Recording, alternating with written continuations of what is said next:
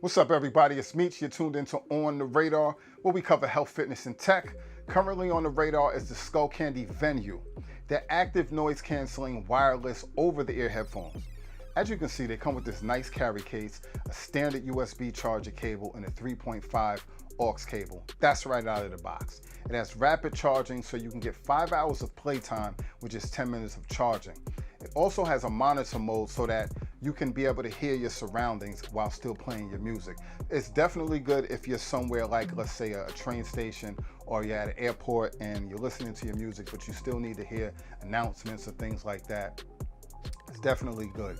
It has a microphone like all headphones do nowadays, so you can take phone calls. But the cool thing is the display that allows you to monitor your battery level, so you know how much battery life that you have at all times.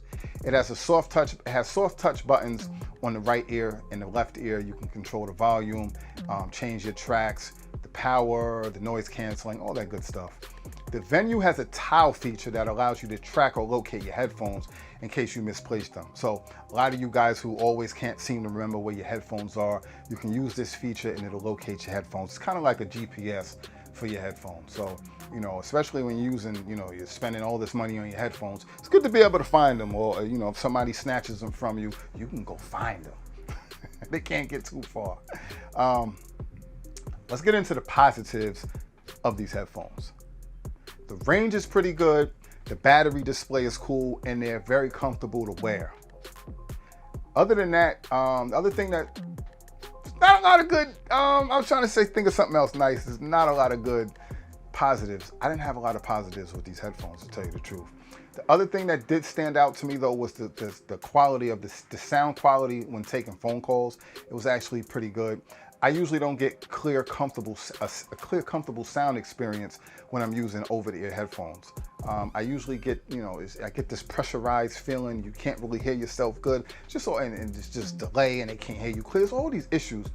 The audio transmission with using these were very, very clear, no delay.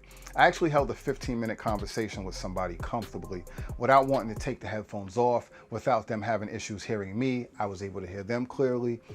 So that was actually a pleasant surprise. It was very comfortable.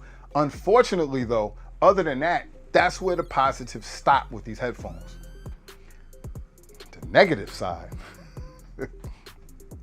I did not like the build quality at all with these headphones. Especially for them being $180. It's just a terrible build quality. They felt very cheap.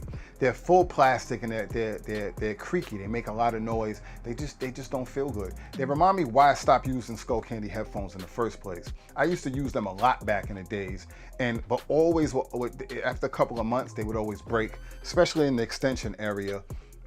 It's always all plastic. They would always seem to just crack or dislocate. It reminds me, they haven't really done much in that time.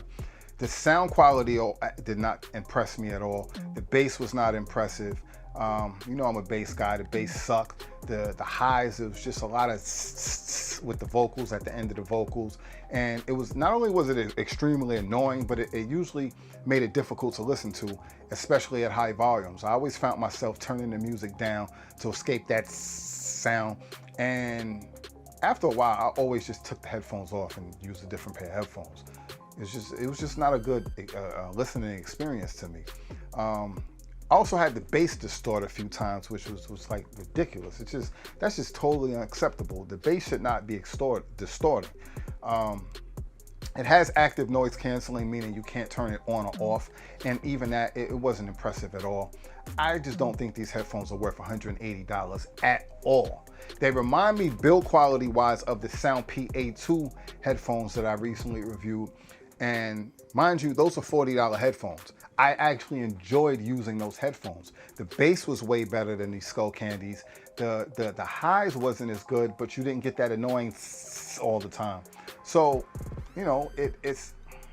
it just doesn't make no sense why these headphones were put out and why these headphones are $180. The Leonard NC80 headphones that I recently reviewed, those are in a whole different league than these headphones, and those headphones are under $100.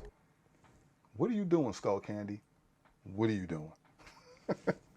So I'll leave the link for those headphone reviews that I did, as well as the Amazon link for those, so you can check those out, for the Leonard and the Soundpeats.